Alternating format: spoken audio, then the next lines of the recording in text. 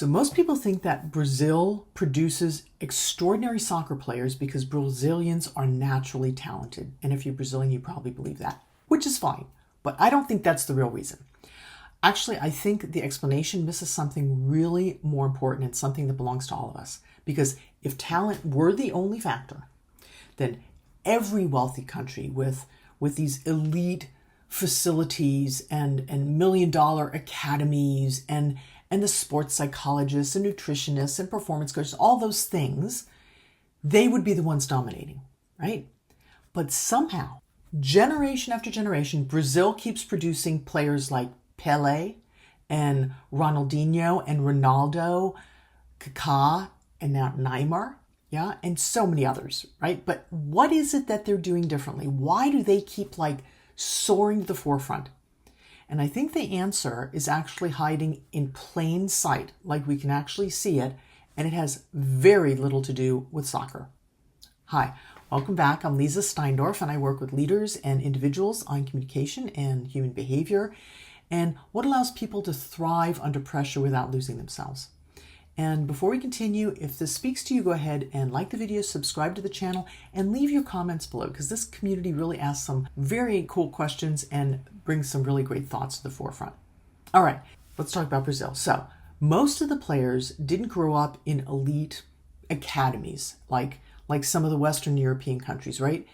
Most of them literally grew up playing in the street, on dirt or concrete, in their backyards, in neighborhoods with very little money, not always, but often, sometimes barefoot, and using whatever they could find to use as a ball.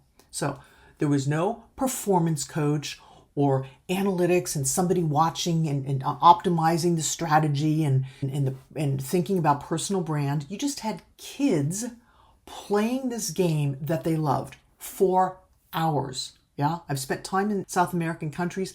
It's just like a passion. And they'll play from morning till night. Parents can't find their kids because they're out playing soccer. And they do it for the joy of it. I mean, they are just exuberant about it. And I think that's the part that we've stopped paying attention to. Because somewhere along the way, most of us have stopped playing. And I'm not talking about soccer. I mean in our lives. We've turned everything into performance. Everything is now about achievement and being productive and measuring and optimizing and getting the outcomes and the results. Even our hobbies have become work. And our vacations, they become these big events. Our relationships that really should be feeding us also become often things that we need to improve on and work on and so forth. And I'm the first person to believe in excellence, right? It's part of what I teach and what I do. But if that becomes the main thing in our lives, then there's a cost to that. When performance becomes the goal, joy begins to disappear.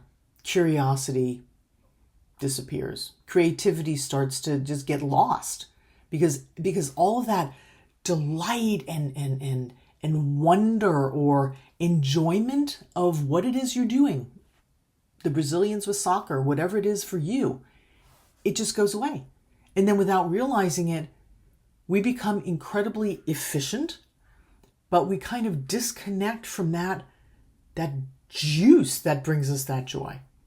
And if you think about Ronaldinho for a second, yeah, when people talk about Ronaldinho, they don't usually talk about his statistics. What they talk about is his smile. It's like a light bulb goes on. And they talk about the way he played, like there was so much freedom in how he played and creativity and the sense that he was really enjoying something, even when he was on the biggest stages. And the same thing is true of Pelé, yeah? And Ronaldo, for that matter. And now Neymar, right? Check out all the funny faces that he makes on the field, or when he scores, or simply is connecting with his fans. He's like happy. Like there's this quality of playfulness that has survived despite his success, or I'm going to say maybe even that's the source of his success. And that matters because most people assume that excellence comes from pressure. But some of the highest forms of excellence actually emerge from freedom, like from feeling so uninhibited. Yeah, think about that.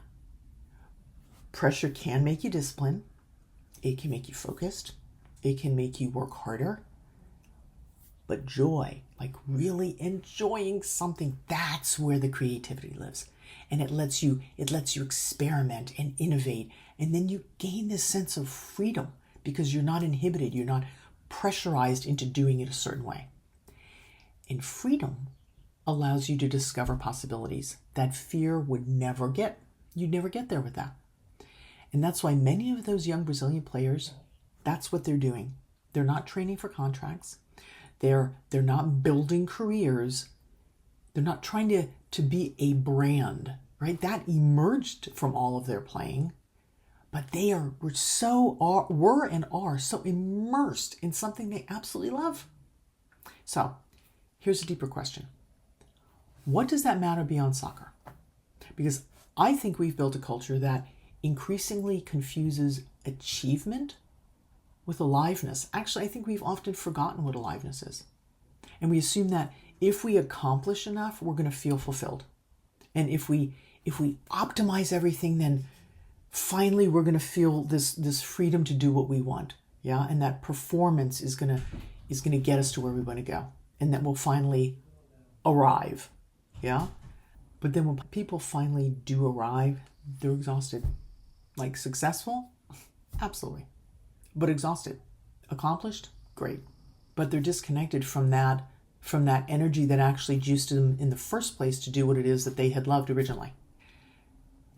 If that makes sense. So we lose it along the way, like it's what first propels us, and then we start focusing on what society tells us we have to accomplish, and we have to optimize, and we have to strategize.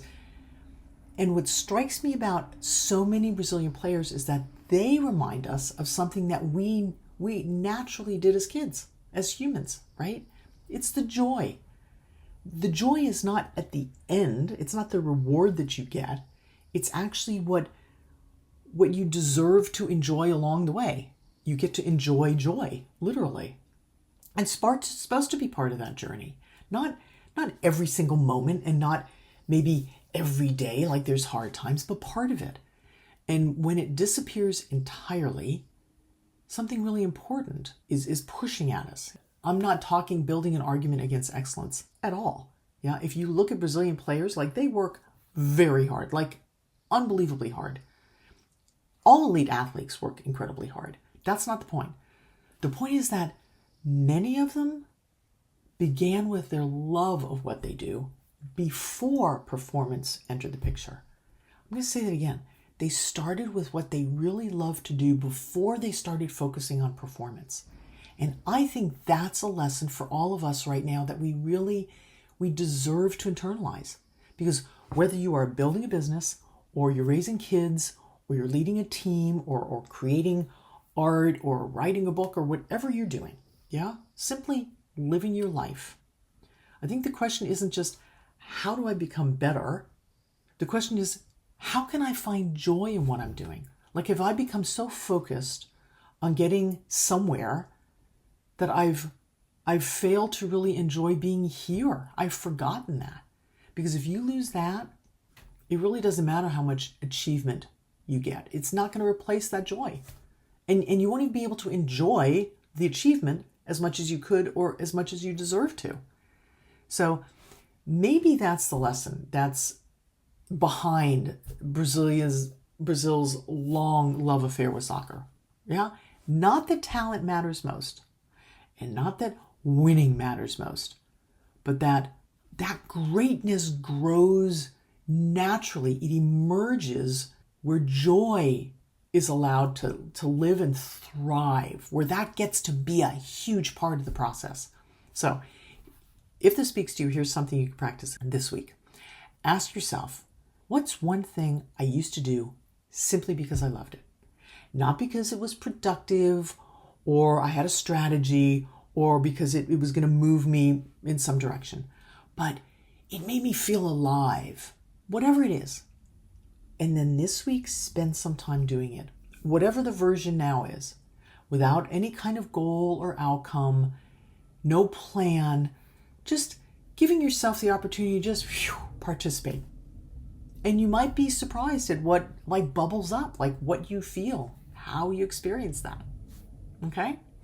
So if this resonated with you, go ahead and leave a comment below. I'd love to hear what the thing is for you that you're going to try out this week.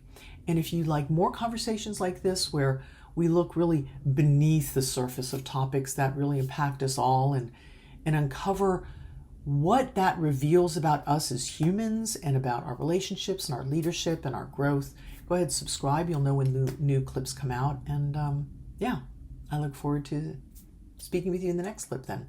Until then, be well.